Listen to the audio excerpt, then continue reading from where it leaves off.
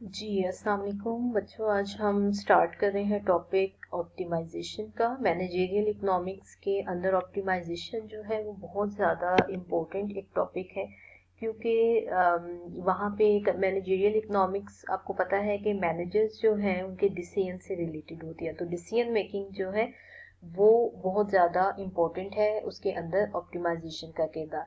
तो यहाँ पे हम देखते हैं, सबसे पहले तो हम देखेंगे कि ऑप्टिमाइजेशन है क्या और किस तरीके से किए जाते हैं, क्या क्या उसकी टेक्निक्स है, वो सारी हम वन बाय वन सारी डिटेल में देखेंगे।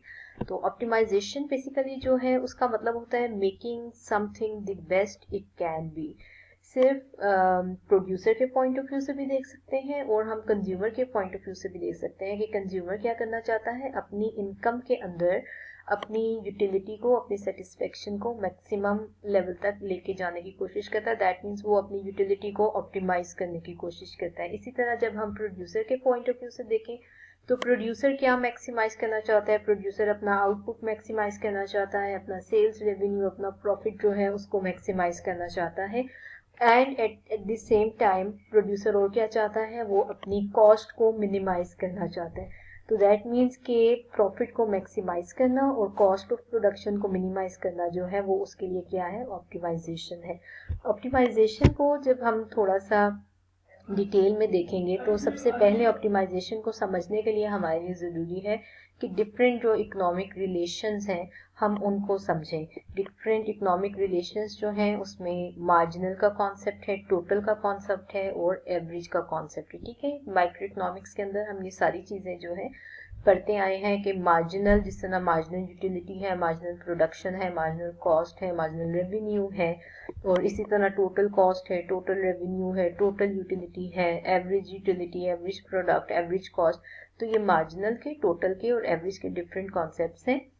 इनके दरमियान बेसिकली क्या रिलेशनशिप होता है, ऑप्टिमाइजेशन की फर्दर डिटेल पढ़ने से पहले हमें ये सारे रिलेशनशिप्स जो हैं उनको बहुत अच्छे तरीके से समझना है। जब हम इन रिलेशनशिप्स को समझते हैं तो आगे हमारे लिए ऑप्टिमाइजेशन की जो प्रैक्टिकल इम्प्लीमेंटेशन है वो बहुत ज़्यादा आसान हो जाती है। तो सबसे पहले हम देखते हैं रेवेन्यू रिलेशंस। देखते हैं रेवेन्यू रिलेशंस क्या है। इसमें रेवेन्यू आपको पता है कि फर्म अपना आउटपुट सेल करती है तो उसको जो भी इनकम होती है दैट इज कॉल्ड रेवेन्यू। इसमें सबसे पहले आता है टोटल रेवेन्यू आता है, यानी कि जितने भी नंबर ऑफ यूनिट्स किसी फर्म ने सेल किए हैं वहां से जो रेवेन्यू जनरेट हुआ है that is equal to total revenue. Total revenue कैसे कैलकुलेट किया जाता है, नंबर ऑफ यूनिट्स सोल्ड जो क्वांटिटी है मल्टीप्लाइड हम करते हैं उनकी रिस्पेक्टिव प्राइस के साथ, तो टोटल रेवेन्यू जनरेट होता है। फिर मार्जिनल रेवेन्यू क्या है, मार्जिनल रेवेन्यू है 1 unit change in total revenue show होता है मार्जिनल रेवेन्यू से। ठीक है, change in total revenue divided by change in quantity करते हैं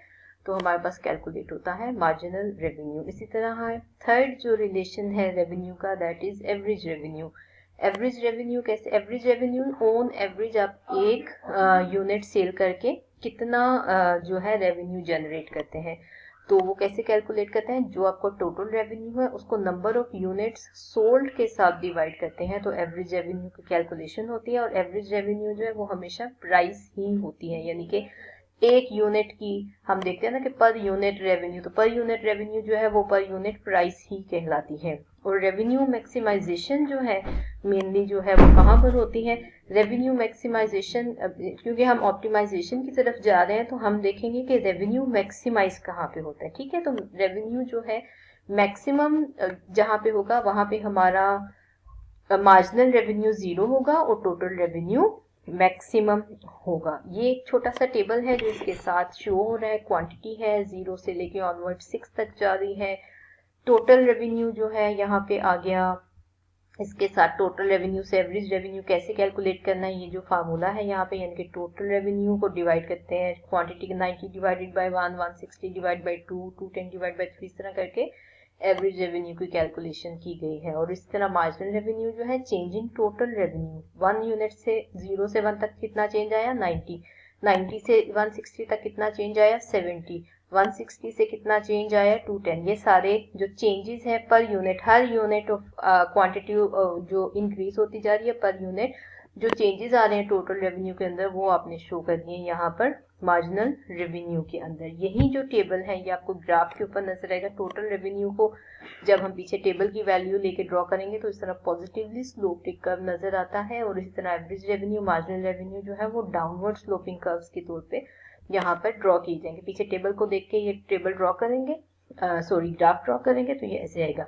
यहाँ पे हमने एक चीज देखनी है, ये जहाँ पे आपका नंबर ऑफ यूनिट्स 5 है, यहाँ पे देखें, यहाँ पे आपका जो मार्जिनल रेवेन्यू है ये 0 आ रहा है। अब इसके पैरेलल ऊपर चले जाए तो इस 5 के ऊपर टोटल रेवेन्यू जो है वो मैक्सिमम है। जैसे मैंने पीछे आपको बताया कि when total revenue is maximum marginal revenue will be 0। तो ये टोटल जो हमारा रेवेन्यू था उसके रिलेशन है। रेवेन्यू के बाद हम आ जाते हैं कॉस्ट रिलेशंस के ऊपर।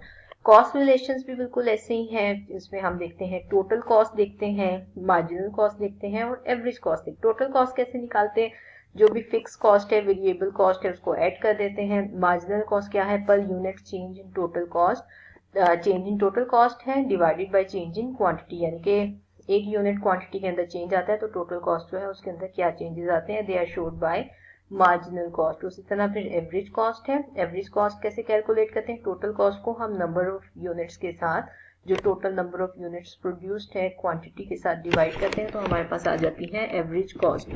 जब हम कॉस्ट की ऑप्टिमाइजेशन की बात करते हैं तो वो कहाँ पे होगी, एवरेज कॉस्ट जो है उसको हम मिनिमाइज करने की बात करते हैं, वो कहाँ पे मिनिमाइज होती है, जब भी मार्जिनल कॉस्ट एवरेज कॉस्ट के इक्वल हो जाती है तो वो पॉइंट हमारा होता है जहां पर कॉस्ट मिनिमाइजेशन होती है। सारी चीजें जो है ये हम माइक्रो इकोनॉमिक्स के अंदर डिटेल में पढ़ी हुई है। यहाँ पे जस्ट हम यहाँ पे इनके रिलेशनशिप्स देखते हैं कि वो किस तरीके से हम इनको शो कर सकते हैं। ये कॉस्ट का टेबल भी है, ठीक है, टोटल कॉस्ट है, एवरेज कॉस्ट है, मार्जिनल कॉस्ट है। ये जो फार्मूलाज यहाँ पे गिवन है इनके थ्रू हम टोटल कॉस्ट जो है वो आपको पता है कि हम इमेजिनरी खुद ही फिगर्स लेते हैं कि जैसे जैसे आपका आउटपुट इंक्रीज होता है उसके साथ साथ आपकी कॉस्ट ऑफ प्रोडक्शन जो टोटल है वो भी इंक्रीज होती जाती है। फिर फर्दर इस टोटल कॉस्ट को हम क्वांटिटी के साथ डिवाइड करते जाते हैं तो एवरेज कॉस्ट आ जाती है, और पर यूनिट चेंज देखते हैं, जैसे 20 से 140 तक कितना चेंज आया, दैट इज 120, 140 से 160 तक कितना चेंज आया, वो आ गया 20। तो चेंजेस जो आ रहे हैं स्टेप बाय स्टेप वो सारे हम देखते हैं मार्जिनल कॉस्ट के ऊपर। अब इस टेबल के अंदर हम देखते हैं कि एक ऐसा पॉइंट जहाँ पे मार्जिनल कॉस्ट और एवरेज कॉस्ट इक्वल है वो है 4 यूनिट्स ऑफ आउटपुट के ऊपर। Average cost and marginal cost 60 and 60 ये क्या है, इक्वल है। दैट मीन्स कि अगर 4 यूनिट्स प्रोड्यूस होंगे तो उसमें आपका जो कॉस्ट मिनिमाइजेशन हो जाती है, where MC is equal to average cost. ये देखें, ये ग्राफ भी जो हमने माइक्रो इकोनॉमिक्स के अंदर बनाए थे इसमें टोटल कॉस्ट का जो ग्राफ है ये आपको इस तरह नजर आ रहा है कि इंक्रीज होता है। पहले इसकी स्लोप जो है वो स्ट्रेट है, फिर थोड़ी सी टर्न होके दोबारा से जो है ये ऊपर चली जाती है। ये टोटल कॉस्ट का ग्राफ है। इसके पैरेलल नीचे जो है ये आपको 2 ग्राफ नजर आ रहे हैं। जो ग्रे कलर की लाइन है ये एवरेज कॉस्ट को शो कर रही है, और जो ब्लैक कलर की लाइन है ये मार्जिनल कॉस्ट को शो कर रही है, ठीक है। तो यहाँ पर ये इक्वल है एट पॉइंट के, जैसे हमने पीछे देखा था। तो यहाँ पे क्या है, टोटल कॉस्ट जो है वो आपकी मिनिमम है और marginal cost and average cost जो है वो यहाँ पे इक्वल है। तो दैट मीन्स कि ये हमारा क्या है, कॉस्ट मिनिमाइजेशन का पॉइंट है when total quantity is equal to 4। Cost relations के बाद जो है वो फिर हम देखते हैं प्रॉफिट रिलेशंस को देखते हैं। प्रॉफिट रिलेशंस भी बिल्कुल वैसे ही है। सबसे पहले हमारे पास टोटल प्रॉफिट है। प्रॉफिट को हम ये पाई के साइन के साथ जो है वो शो करते हैं, total revenue minus total cost करते हैं तो प्रॉफिट की कैलकुलेशन होती है। मार्जिनल प्रॉफिट क्या है कि एक यूनिट से दूसरे यूनिट की सेल के बाद दोबारा से देखा जाता है कि चेंज कितना आया है तो वो मार्जिनल प्रॉफिट हो जाता है, ठीक है। मार्जिनल प्रॉफिट को कैलकुलेट करने का एक और तरीका भी है, marginal revenue minus marginal cost की जाती है तो वहां पे हमें प्रॉफिट की कैलकुलेशन का पता चल जाता है, ठीक है।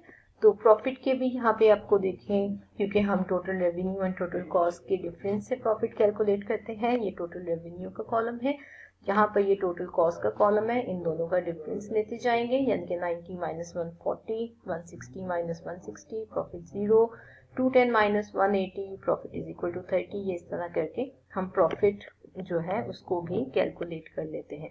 ये जो टोटल कॉस्ट और टोटल रेवेन्यू है, पीछे जो अभी मैंने आपको स्लाइड्स दिखाई थी उसमें टोटल रेवेन्यू वाला जो कॉलम है वो यहाँ पे लिखा हुआ है। जो कॉस्ट रिलेशन हमने पढ़े वहाँ पे जो कॉस्ट थी, कॉस्ट टोटल कॉस्ट वाला कॉलम यहाँ पे लिखा हुआ है, तो इन दोनों का डिफरेंस लेके यहाँ पे क्या आ रहा है, प्रॉफिट कैलकुलेट हो गया।